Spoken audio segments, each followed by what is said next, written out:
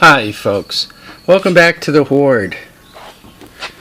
So, those are all the great statistics of today. You guys remember I took that ride out to Pennsylvania, Adams County, and I brought home two all-terrain vehicles. One of them was the Honda with the performance, the high is in HI, performance suspension, and I also brought home this China quad. Like anything that shows up here at the Hoard, one has to figure out what kind of shape it's in. Is it just junk, or is it alive and well, and so forth? And when I initially went through the troubleshooting, I was getting spark. The spark plug was sparking, but when I just went to try to start it, it wouldn't start. And then I hit it with some starting fluid, and I tried it again, and it wouldn't start. And the wiring is not hacked up on this thing at all. I mean, it has everything, right? None of the wires are screwed up. It's really, from a wiring point of view, in very, very nice condition. And when I saw it spark, I'm like, home run. We're in great shape. Not only do I have this bike, but I have everything, right? I have the harness. I have everything I need. So anyhow, I went to start it on the OEM ignition, and she just wouldn't fire off. So, you guys have met the portable CDI box. What's in here? A GY6 12-volt CDI. There are 8 AA batteries, or you could run it off of your 12-volt if you have it, or a tractor battery you have floating around, or anything else. Just make sure you really have 12 volts. Make sure your battery is good. If it's 10.8 volts, no, you're not going to get spark. It's not going to work. You need 12 volts or 13 volts.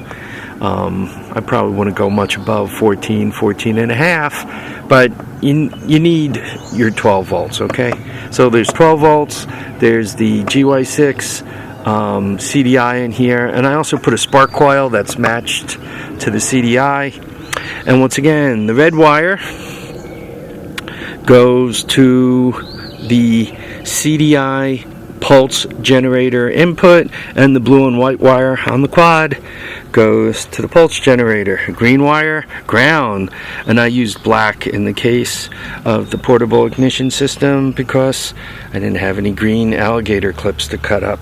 And you'll see another ground wire, I think you guys could see it down there by my finger, hooked to the case, because you got to make sure the case is grounded. That way the spark coil has the other side on that. Anyway, I hooked up the spark plug wire.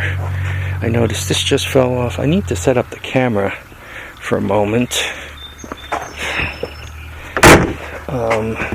That way you guys can watch me probably get electrocuted or something here. I'm kidding. I'm going to be using starting fluid. Maybe the whole thing will blow up. That's always good for a laugh, right? Let's see if this is any good. My trash can tripod actually looks pretty good. So I'm going to hit it with a little starting fluid. We'll give it a turn over, and we'll see what happens. Okay. Got wires. We are on.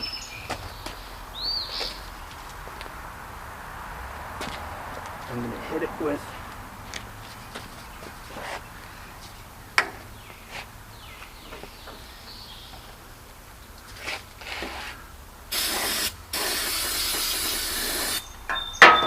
got to give it enough starting fluid. Ignition box is on, and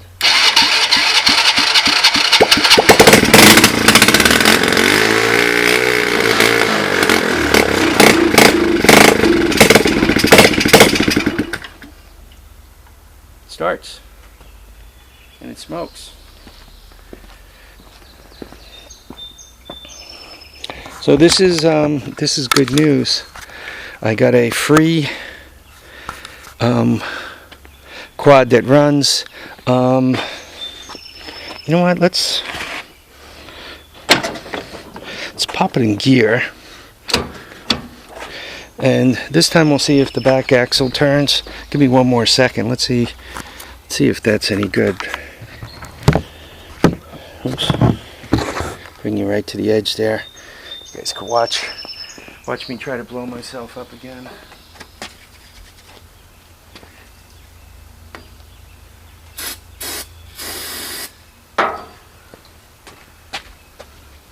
See if the axle goes around this time.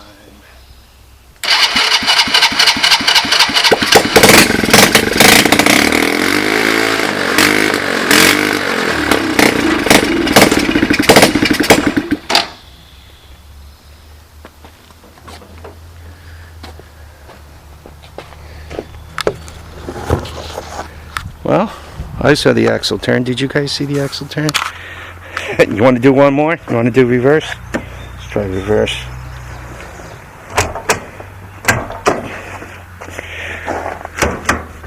Yeah, down should be reverse, so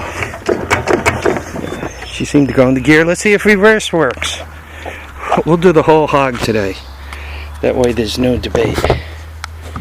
Okay, a little more starting fluid.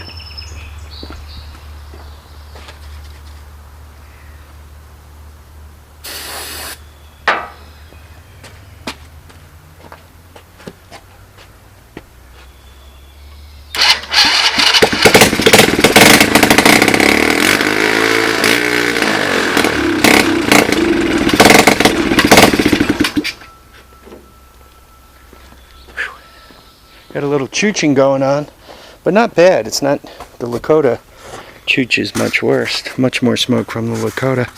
So, it looks like I got a running unit that the transmission works on. That's all positive, right? Makes me happy. So there we go. Now to figure out what the heck to do with this rat. And that's where things always get sticky. If it was an automatic with no reverse, then it's easy. Then I just leave it up here and it becomes my test bed. Right? And we're all good with that.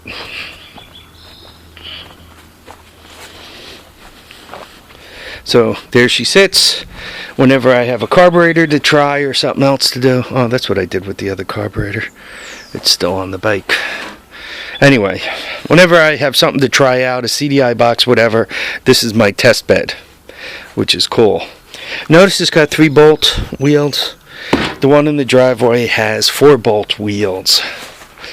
So, I don't have immediately accessible a set of wheels and tires for this thing.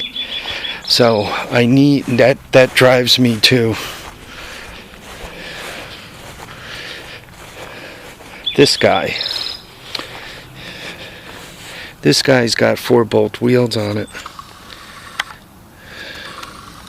This one also runs, but it does not have reverse. So I could tag the wheels and tires, so now I have a complete bike. Tempting. The reason why I'm tempted to part out the one I just showed you over here and do something with the one in the driveway is because the one in the driveway has reverse. If one ever wants to sell or give away a quad, especially to a person that's an adult and kind of wants to use it around the property, reverse is a very handy thing. This quad also appears to be fairly well made. I'm not in love with the cable brakes in the front, obviously, but it does have a disc in the back. I don't know if it's any good. Nah, it's flat. I'm not one for brakes anyway.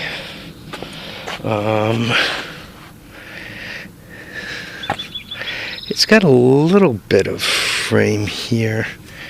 Actually, it's got quite a bit of frame here. I'm not quite sure where one will put a trailer mount on it. The bad thing about this one, though, is it needs back bearings. And though back bearings are really cheap, like a pair of bearings for this thing, $20. That's the good thing about the China stuff. You could get the parts. Taking this rear end apart successfully without breaking something and having to drill and tap and put in gobs and gobs of labor, that's the bad thing about it. These bolts are soft, so a lot of times they're hard to take out. Doesn't look like there's a lot of wear though, right? I mean, you can see this all looks pretty good yet. Right, the chain completely wraps around it. Well, I got a little play back here, but not horrible. Yeah, I'm not gonna part it out yet. We'll see. We'll see what we're gonna do. If there's any Bolin as in Bolin tractor lovers out there, I would love you to get in touch with me, especially Bolin tractors as in, boy, I want my own Hoard right up front with a couple of attachments. And as a matter of fact, I wouldn't mind getting a Simplicity tractor, two-wheeled tractor to go with them. If there's anybody out there who fits that description, or if you know anybody out there who wants to start off with their own Hoard of Bolin tractors, I mean, you could start right out with what is there, 4 of them floating around, a 1050, a G10, two 1050s, a G10, and I think the last one is a 750 that somebody upgraded to an 8-horse or a 10-horse, I'm not sure which one, and that one has a deck on it. The G10 has a deck on it, though the deck needs some love and attention, and one of the 1050s has a snowblower on them. One of the 1050s has a Wisconsin on it, the G10 has a big Briggs, and the other 1050 I just threw a 10 horsepower Briggs on, also a nice 10 horsepower Briggs. Anyway, so if there's anybody who's in love with Bolin's tractors, get in touch with me, send me a PM. Let's see what kind of deal we can make. They gotta move their way on. The Simplicity, I think it should move on also. Yeah, I think that's it for now. Though you guys watch my videos, if it doesn't say Honda on it, you might be, let me know and maybe we could work out some kind of deal. Unfortunately, if you live all the way out in California, that makes it hard. It makes it hard for a couple of reasons. First of all, you can't see what you're getting because you don't come here and look at it. So that's kind of problem number one. Problem number two, I can't drive to California and back in a day to deliver it. You can't drive to New York and back in a day to come pick it up. Problem number three is the postage is just through the sky, especially for this heavy stuff. I mean, you say, oh, I want this $50 part. How much, even if you get it for free, if it costs you $100 for me to mail it to you, where are we, right? You might as well buy the part is good from somewhere else, or pick it up off of Craigslist and not have to deal with the postage, and then you could see what you're getting before you get it, and there's never a problem. So, anyway, I guess that's it, folks. I want to thank you all for watching and commenting and subscribing. I want you to keep your feet down, keep your heads up, and please get out there and enjoy all your days. Bye now, folks.